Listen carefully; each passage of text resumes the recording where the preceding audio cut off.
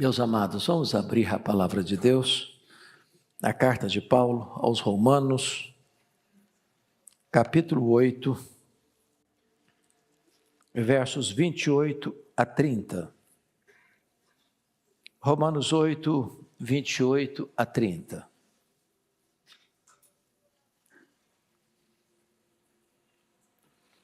Eu queria pedir à igreja para, a uma só voz, nós lermos esse texto. Vamos juntos? Sabemos que todas as coisas cooperam para o bem daqueles que amam a Deus, daqueles que são chamados segundo o seu propósito. Porquanto aos que de antemão conheceu, também os predestinou para serem conformes à imagem de seu Filho, a fim de que ele seja o primogênito entre muitos irmãos. E aos que predestinou, a esses também chamou. E aos que chamou, a esses também justificou. E aos que justificou, a esses também glorificou. Amém. Todos vocês têm plena consciência de que a carta de Paulo aos Romanos é o maior tratado teológico do Novo Testamento. É considerado um manifesto cristão. Outros chamam de o Evangelho segundo Paulo. Paulo escreveu esta robusta epístola quando ele estava a caminho de Jerusalém, depois de ter passado 3 anos em Éfeso. E ele estava indo levar uma oferta aos pobres da Judeia, e descreve nesta carta, tanto no capítulo 1 quanto no capítulo 15, que o projeto de vida dele era, ao entregar a oferta em Jerusalém, viajaria para Roma, passaria um tempo com a igreja de Roma e seria enviado pela igreja de Roma até a Espanha. Nesta carta, Paulo, que nunca tivera outrora em Roma, expõe de uma maneira singular o Evangelho. E ele tem como base da sua mensagem a gloriosa doutrina da justificação pela fé. Nos capítulos de 1 até 1:23, ele mostra que o homem é pecador. Todos são pecadores, desde os pagãos mais depravados, aos judeus mais ortodoxos, ou aos moralistas mais rigorosos. Ninguém escapa. Todos pecaram e destituídos estão da glória de Deus. Em virtude deste fato, é que ele então apresenta a verdade de que a salvação não é por mérito, não é por obra, não é comprada, mas a salvação é uma dádiva de Deus, é um presente de Deus. E que o homem é justificado em virtude da obra de Cristo e recebida esta verdade gloriosa pela fé. E ele não só apresenta essa doutrina, como exemplifica essa doutrina, mostrando que os 2 personagens mais importantes da história de Israel, Abraão e Davi, foram justificados pela fé. Ele retrata os frutos desta justificação no capítulo 5, mostrando que nós temos paz em relação ao passado, graça em relação ao presente e glória em relação ao futuro. Ele retrata também a nova vida que temos em Cristo no capítulo 6, o conflito espiritual que ainda existe no nosso coração, que é um campo de guerra, é uma batalha civil ambulante, no capítulo 7, e alcança as alturas excelsas do seu pensamento teológico, inspirado pelo Espírito Santo, no capítulo 8. É claro que ele avança depois no 9, 10, 11, onde ele trata de Israel, o 9, a eleição de Israel, o 10, a corrupção de Israel, o 11, a restauração de Israel, e fecha a sua carta dos capítulos 12 a 16, fazendo uma aplicação desta verdade doutrinária. No 12, ele trata do nosso relacionamento com Deus, com nós mesmos, com os nossos irmãos, e até com os nossos inimigos. No 13, ele trata do nosso relacionamento com as autoridades constituídas. E no 14, 15 e 16, ele trata do nosso relacionamento com irmãos nossos, que têm diferenças entre nós e eles, com coisas secundárias, não de coisas essenciais. Aqui no capítulo 8, irmãos, Paulo chega então ao que nós chamamos de pináculo da revelação bíblica, do ponto culminante da fé cristã. E ele vai mostrar de que agora já não tem mais nenhuma condenação para aquele que está em Cristo Jesus, nosso Senhor. Ele vai mostrar que nós agora somos filhos de Deus, nós somos herdeiros de Deus, nós somos co-herdeiros com Cristo. Ele vai mostrar que o Espírito Santo de Deus habita em nós como nosso intercessor existencial. Ele ora por nós, em nós, ao Deus que está sobre nós. Ele vai mostrar que o Espírito Santo também nos assiste em nossa fraqueza. E aqui, a partir do verso 28, ele vai apresentar-nos a beleza singular do grande plano, projeto de Deus na nossa vida. Então, destaco algumas verdades a partir desse momento. Em primeiro lugar, Paulo retrata aqui uma convicção inabalável, quando ele diz no verso 28 assim: sabemos. E apenas esta palavra tem um universo de compreensão espiritual, porque o termo que ele usa é um termo técnico, não é um sabemos teórico, não é um sabemos de ouvir falar, não é um sabemos que apenas povoa a sua cabeça, sua racionalidade, mas é um sabemos resultado de uma experiência empírica, de um fato concreto. Não é a linguagem da conjectura hipotética, é a linguagem da certeza experimental. Sabemos. E é importante entender, porque quando eu digo nós sabemos que todas as coisas cooperam para o bem, pode parecer que então nós somos ufanistas, pode parecer que nós somos triunfalistas, pode parecer que nós estamos negando a existência do mal. E acabamos de, neste culto, ver o nosso pastor solicitar oração para irmãos nossos que estão enfermos, lidando com câncer, com enfermidade grave, com angústia na família, com enfermidade na família. Quando ele diz nós sabemos, ele não está dizendo que tudo que vai acontecer na nossa vida são coisas favoráveis, são coisas em si mesmo boas. Por exemplo, ele tinha plano de ir para Roma, era projeto dele ir para Roma, mas ele não foi para Roma como ele esperava ir. Ele chega em Roma preso, ele chega em Roma algemado, ele chega em Roma não para ir para a igreja, mas para ir para a cadeia.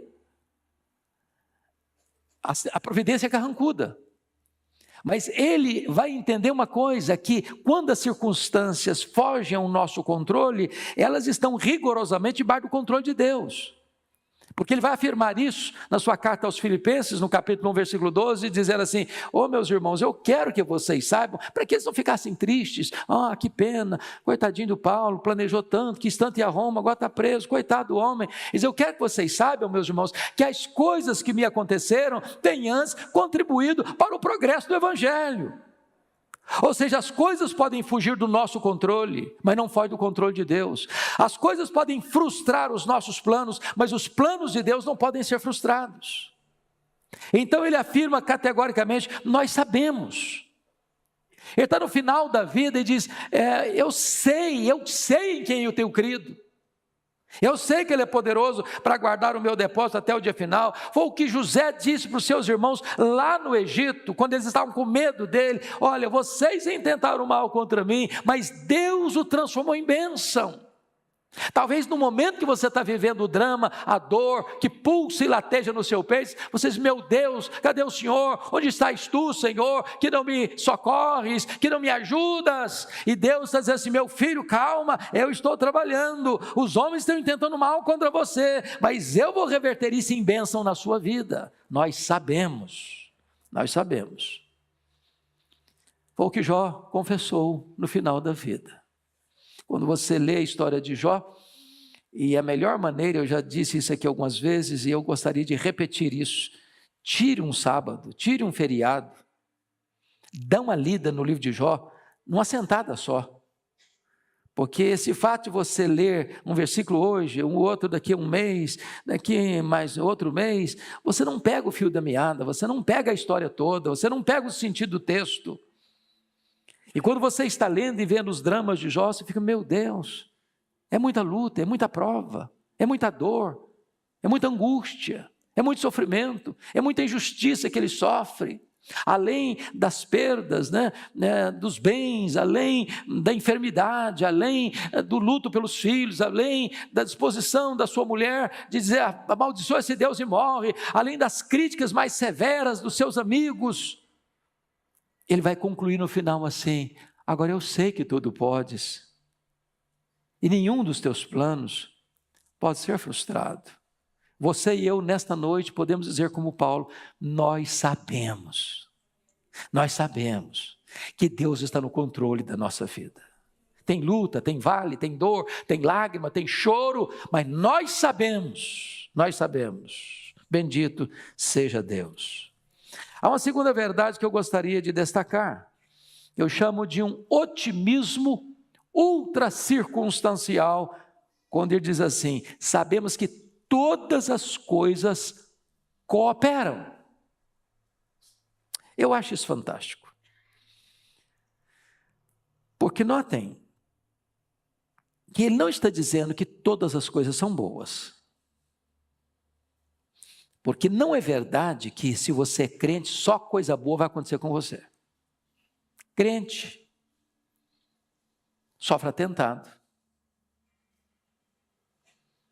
bala perdida e bala não perdida, porque tem bala que não é perdida. O cara queria acertar. Ontem nós vimos uma história dessa. Um movimento na cabeça do ex-presidente, na hora do tiro, livrou-o da morte. Crente enfrenta assalto. Crente perde emprego. Agora, o que Paulo está dizendo é que, embora a circunstância seja carrancuda, Deus vai usar essa situação, reverter essa situação, trabalhar essa situação, para que, ao fim, essa circunstância, hoje tão dolorosa, contribua para o seu bem. Agora você está gemendo, agora você está chorando, agora você está até esperneando, mas no final você vai entender, Deus sempre esteve trabalhando para o meu bem. Isso é fé, é compreensão. Então, me permita 2 exemplos. Havia um menino que tinha feito um barquinho de papel e estava brincando à beira de um lago, soltando papel, mas ele tinha o controle do barquinho dele. De repente, uma onda leva o barquinho para longe dele e ele começa a chorar. Aí vem uma pessoa e diz, eu vou te ajudar. E pegou algumas pedras e começou a jogar as pedras na direção do barquinho, próximo do barquinho. E o menino protestou, não faça isso. Não, calma, eu estou te ajudando. A pedra vai cair perto do seu barco, vai formar uma onda em sentido contrário, e essa onda vai empurrar o seu barquinho para perto de você. Tem pedras que caem na nossa vida, não para nos atingir e nos ferir, mas para trazer de volta o nosso barquinho para perto de nós.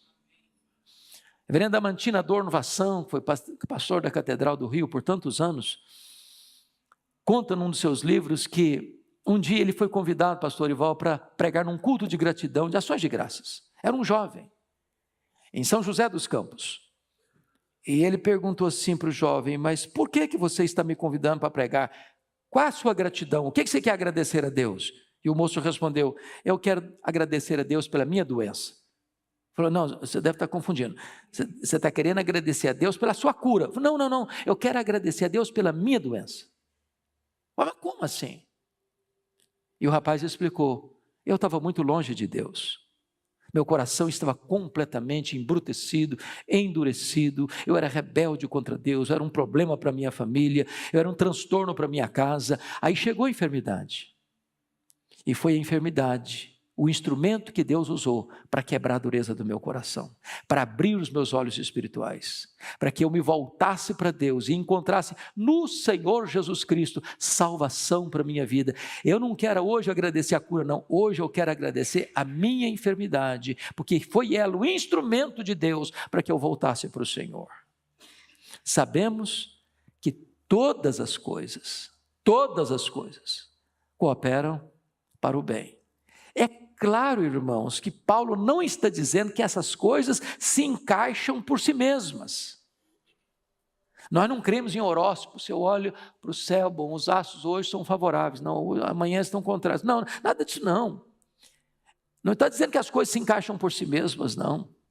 O que ele está dizendo é que Deus está tecendo a sua vida, entretecendo os acontecimentos, para que tudo isso concorra para o seu bem. Mas uma terceira verdade que eu gostaria de trazer aqui é o que eu chamaria de uma bem-aventurança imediata. Todas as coisas cooperam para o bem. Não é para o mal, não. Cooperam para o bem. Para o bem. E que bem é esse? Qual o grande projeto de Deus na sua vida? Qual o plano de Deus para a sua vida? Às vezes as pessoas estão sempre perguntando, para que eu nasci? Para que eu existo? Por que eu estou aqui? Qual a finalidade da minha vida? Por que eu estou existindo? Que bem é esse? Será que é você ficar rico? Será que é você se tornar uma pessoa conhecida? Será que é você ter uma saúde robusta? Será que é você ser uma pessoa famosa? Que bem é esse? Do que Paulo está tratando? E eu gostaria de dizer para você que o grande projeto de Deus na sua vida é que você seja uma pessoa lapidada, burilada, cinzelada, moldada, forjada no cadinho de Deus, para você ser parecido com Jesus. Dizem os entendidos na área dos metais nobres, os ourives, que um ourives sabe quando tirar o ouro do cadinho, quando as impurezas vão se derretendo e o ouro vai ficando depurado, é quando ele olha e vê o seu rosto refletido no metal. Aí está pronto. Deus está olhando para você e para mim.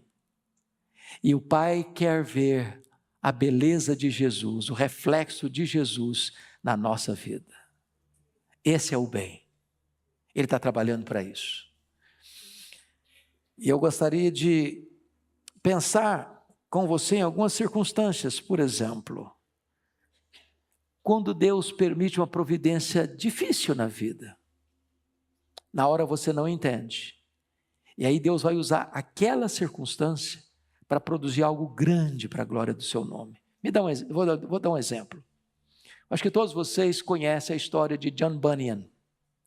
John Bunyan era um irmão do século XVII, pregador do Evangelho de praça pública, lá no interior da Inglaterra. E ele foi proibido de pregar em praça pública. E ele disse, mas eu vou pregar em praça pública. E ele foi preso por pregar em praça pública. E disseram para ele, se você prometer para nós que você não vai pregar mais, você vai ficar solto, você vai voltar para sua casa. E se vocês me soltarem hoje, amanhã eu estou na praça pregando. Antes importa obedecer a Deus do que aos homens. E ele ficou 14 anos preso. E foi nessa prisão, nas agruras desse cárcere, que ele vai escrever, possivelmente, o livro mais lido no mundo depois da Bíblia, O Peregrino, que tem sido uma fonte de consolo para tanta gente, que tem sido instrumento para a salvação de tantas pessoas. Entenda isso. Sabemos que todas as coisas cooperam para o bem. Mas veja você em quarto lugar, um privilégio inaudito para o bem daqueles que amam a Deus. Veja você uma coisa, não é verdade que todas as coisas cooperam para o bem de todas as pessoas. A Bíblia diz que quem semeia vento, colhe tempestade. Quem semeia na carne, da carne colhe corrupção. Mas se você ama Deus, é o próprio Deus que começa a tecer os acontecimentos da sua vida, como que Deus fazendo uma espécie de tapeçaria divina e mostrar a beleza do projeto dele. Me permita ilustrar de duas maneiras.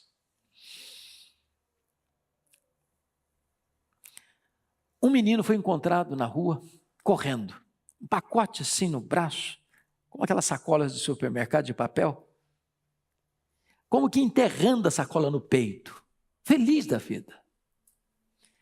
E alguém olha para ele, surpreso, e diz: menino, o que é que você está levando essa sacola? Para estar tão feliz assim? O menino respondeu: é uma coisa muito boa.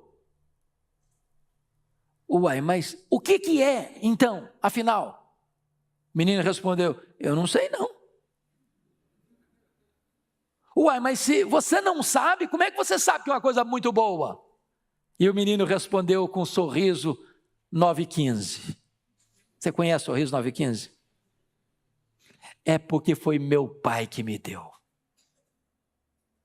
Foi meu pai que me deu. Sabemos que todas as coisas cooperam para o bem daqueles que amam a Deus, daqueles que são chamados segundo o seu propósito. Eu li há poucos dias, Arival, num escritório pastoral, a seguinte frase: vai dar tudo certo. Se ainda não deu tudo certo, é porque não chegou no fim ainda. Vai dar tudo certo. Se ainda não deu tudo certo, é porque não chegou no fim ainda. Dizem os estudiosos que Miguel Ângelo, das muitas obras que começou cinzelando no mármore com seu formão, ele só terminou 14 obras. Muitas outras ficaram incompletas, na pedra quase bruta. Deus não é como Miguel Ângelo. Deus não começa um projeto para largar para lá. Deus não desiste de um projeto. O que Deus começa, Deus termina.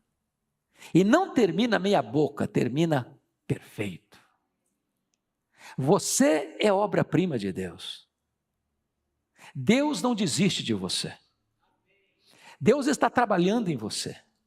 Deus está esculpindo em você a beleza do seu filho. É claro que se eu fosse uma pedra bruta, como o mármore, blocos de mármore de Miguel Ângelo, a cada martelada e a cada formão que entrasse, arrancasse uma lasca, dizia: ai, está doendo. Mas eu fico imaginando que depois que ele terminou, Davi, Moisés, Pietá, ele chegou a bater com um formão na perna de Davi. Parla. Era tão perfeito, era tão belo. Deus está esculpindo em você a beleza de Jesus. A beleza de Jesus. Hoje talvez você não está entendendo. Como aquela menina que estava muito magoada com Deus, porque a sua mamãe havia falecido, e o pastor foi visitá-la, e ela disse: pastor, eu estou muito magoada com Deus. Deus foi muito injusto comigo. Tem tanta gente ruim aí, Deus foi tirar logo a minha mãe. Aí o pastor, sem poder falar nada, pensando, refletindo, e a mulher fazendo um bordado à mão, e o pastor conversando com ela um pouquinho, daqui a pouco, alguma palavra ou outra. Lá pelas tantas, Deus deu um insight para o pastor. Ele pegou o bordado da mão dela, virou pelo avesso, disse: não entendo você. Uma moça tão inteligente, tão prendada, fazendo uma coisa tão horrível, tão feia. As linhas são soltas pelo avesso. Não tem harmonia, não tem plano, não tem projeto, não tem beleza. E a moça protestou: mas o senhor está vendo também o bordado pelo avesso? E o pastor disse: filho, você está olhando para a vida pelo avesso.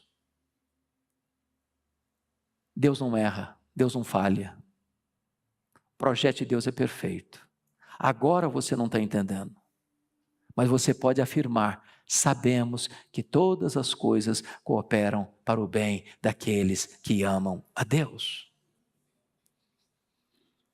Esse projeto não é temporal. Versículo 29. Deus nos predestinou para sermos conforme a imagem do seu Filho. Então, se você algum dia tiver alguma dúvida, para que eu existo? Por que Deus me criou? Por que Deus me salvou? Essa dúvida você pode tirar agora.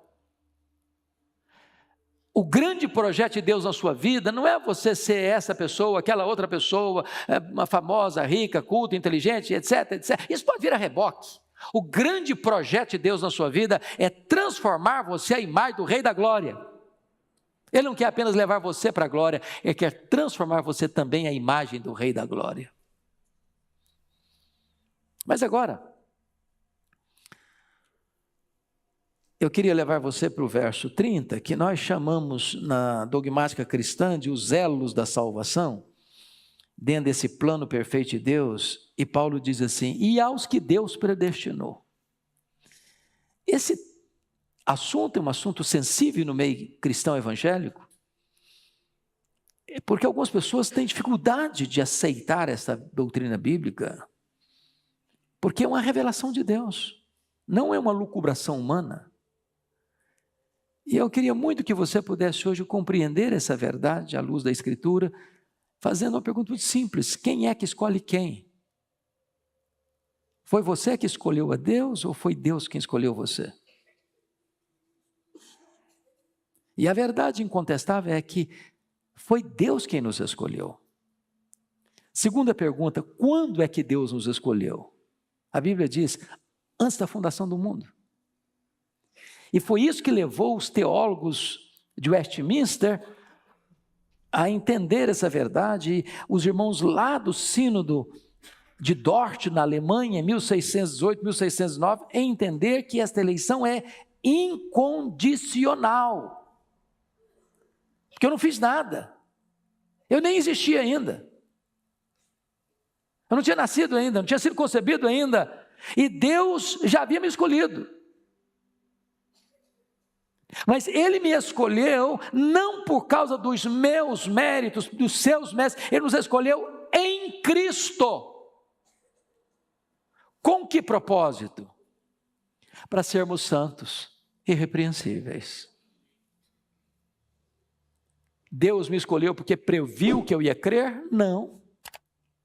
Eu criei porque Ele me escolheu. Ele me escolheu porque viu que eu ia fazer boas obras? Não. Ele me escolheu para as boas obras. Ele me escolheu porque viu em mim santidade? Não. Ele me escolheu para que eu seja santo e irrepreensível. Tudo, meus irmãos, procede de Deus. Tudo procede de Deus. De A a Z, a nossa salvação é obra de Deus.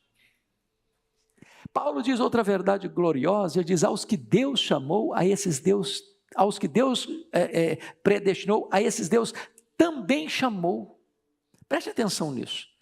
Os nossos meninos, daqui a 2 horas, viajarão 40 horas para o interior da Bahia. Eles vão pregar o evangelho ali.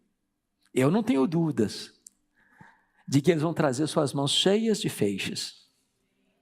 Eu não tenho dúvidas de que eles vão ter experiências maravilhosas de levar o evangelho e ver pessoas sendo convertidas. Porque esta mensagem é o poder de Deus para a salvação de todo que crê. Ela é uma dinamite de Deus. Agora, Deus tem 2 tipos de chamar. Tem um chamado externo e tem um chamado interno. Tem um chamado dirigido aos ouvidos, tem um chamado dirigido ao coração. Se nós pudéssemos hoje, nesta noite, ouvir testemunhos de conversão, quantas coisas lindas nós ouviríamos. Eu fui criado no evangelho, desde o berço. Meu pai era um presbítero da igreja, pregador leigo. A minha casa era a casa que hospedava os pastores, igual a casa do Dorival. Chegava gente toda hora. Ele contou aqui agora há pouco no culto das 5. Até os 17 anos, eu frequentava a igreja. Eu não perdi o culto, não perdi a escola dominical. Mas eu ainda não era convertido. Mas como é que eu fui convertido? Por uma obra sobrenatural de Deus. Tinha acabado de sair da igreja. Tinha ouvido a mensagem. E fui dançar. Era a época do rock and roll. Liguei uma vitrola e estou dançando sozinho. Está lá. Igual um maluco. E aquela voz do evangelho que eu ouvi lá na igreja buzinou no meu ouvido. Está tudo errado. Você não tem paz nisso aí. Sua vida não satisfaz com isso aí. Eu parei a música na hora. Me dobrei e disse: Senhor, eu sou teu. A fome pela palavra, amor por Jesus, vontade de pregar o evangelho. Jesus mudou minha vida ali. Não tinha um pregador, não tinha ninguém me exortando. Aquela palavra que eu ouvi lá dentro da igreja foi aquela voz do evangelho que entrou no meu coração. Deus chama de diversas formas. Chama você escutando uma música mundana, chama você num estádio de futebol, chama você na rua, chama você num leito de hospital, chama você num banco de universidade. Ele chama, e a voz dele é poderosa. A voz dele é poderosa. Todos nós que viemos aqui, meus irmãos, que um dia nós ouvimos esse chamado. Bendito seja Deus. Paulo diz assim: e aos que Deus chamou, a esses Deus também justificou. Significa o seguinte, que seu nome hoje está lá no tribunal de Deus, nos anais dos processos celestiais. E eu tinha lá uma palavra sobre a minha vida, culpado. E de repente, um outro alguém, santo, justo, puro, assumiu o meu lugar,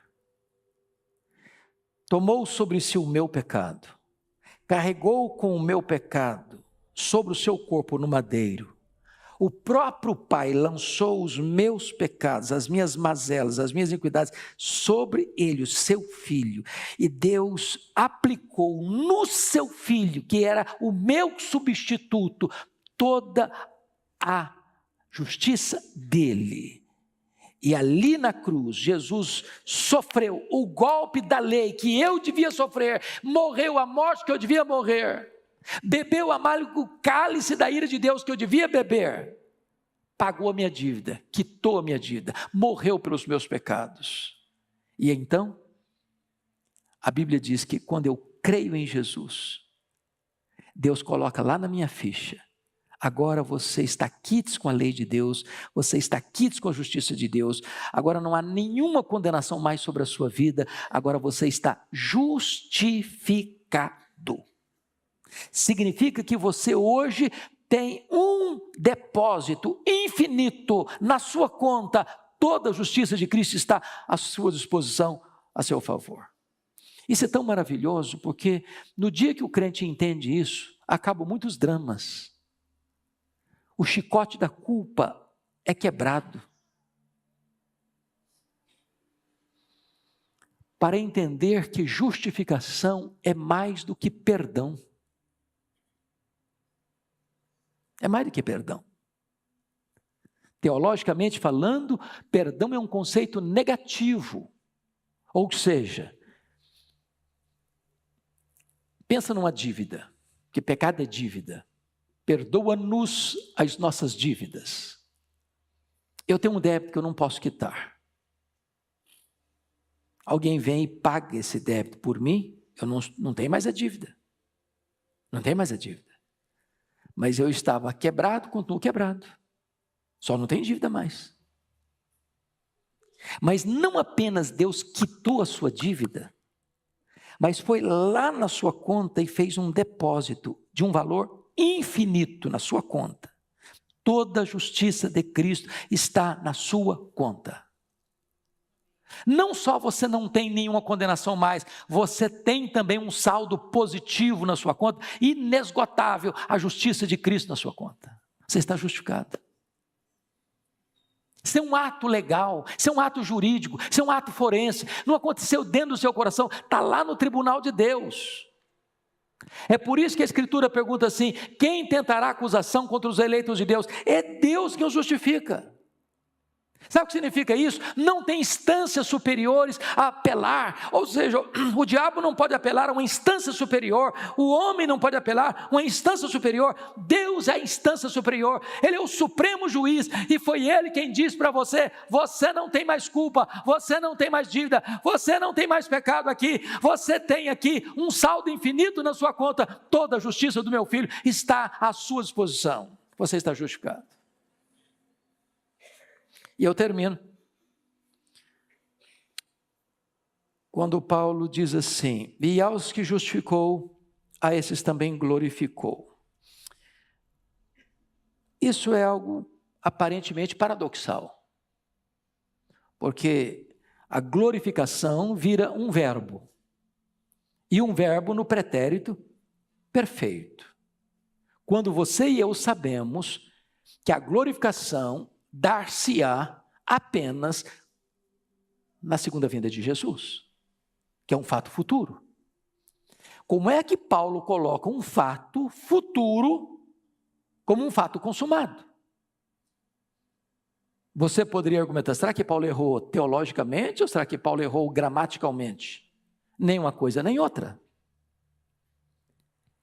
É que como os planos de Deus são eternos, unos, perfeitos, na mente de Deus e nos decretos de Deus, você que creu já está no céu, já está na glória, já está glorificado. Não há a mínima possibilidade de você que creu no Senhor Jesus, foi nascido de novo, selado com o Espírito Santo, tem o nome no livro da vida, está guardado nos braços de Jesus, ser arrancado de lá. A salvação não se perde. Uma vez salvo, salvo para sempre. Aí vem alguns: não, mas isso é um risco, falar isso, a pessoa vai, os outros vão: é verdade, então, perde não, então vou viver minha vidinha, vou curtir a vida, vou aproveitar o que o mundo tem, já que não perde, deixa eu viver o que eu quiser viver, está tudo bem. Não, não é isso que a Bíblia ensina, não. Se uma pessoa pensa assim: vou viver minha vida então no pecado, já que eu estou salvo mesmo, é porque ela nunca foi convertida. Deus não nos salvou no pecado, mas do pecado. O salvo não faz provisão para o pecado, o salvo quer viver uma vida de santidade. Então, eu queria que você agora ficasse em pé e nós lêssemos com voz eloquente os versos 31 a 39, porque esse texto é como que a coroação desta mensagem de segurança que você tem em Cristo Jesus, tanto no tempo quanto na eternidade. Então vamos ler com voz clara, com voz eloquente, com voz sonora, para que isso ressoe nesse ambiente e penetre pelos ouvidos da nossa alma. Vamos juntos então, 31 a 39, vamos lá? Que diremos, pois, à vista dessas coisas? Se Deus é por nós, quem será contra nós? Aquele que não poupou o seu próprio filho, antes por todos nós o entregou, porventura não nos dará graciosamente com ele todas as coisas? Quem tentará acusação contra os eleitos de Deus? É Deus quem os justifica. Quem os condenará? É Cristo Jesus quem morreu, ou antes quem ressuscitou, o qual está à direita de Deus e também intercede por nós. Quem nos separará do amor de Cristo? Será tribulação, ou angústia, ou perseguição, ou fome, ou nudez, ou perigo, ou espada? Como está escrito: por amor de ti somos entregues à morte o dia todo, fomos considerados como ovelhas para o matadouro. Em todas essas coisas, porém, somos mais que vencedores por meio daquele que nos amou, porque eu estou bem certo de que nem a morte, nem a vida, nem os anjos, nem os principados, nem as coisas do presente, nem do porvir, nem os poderes, nem a altura, nem a profundidade, nem qualquer outra criatura poderá separar-nos do amor de Deus, que está em Cristo Jesus, nosso Senhor. Aleluia. Amém.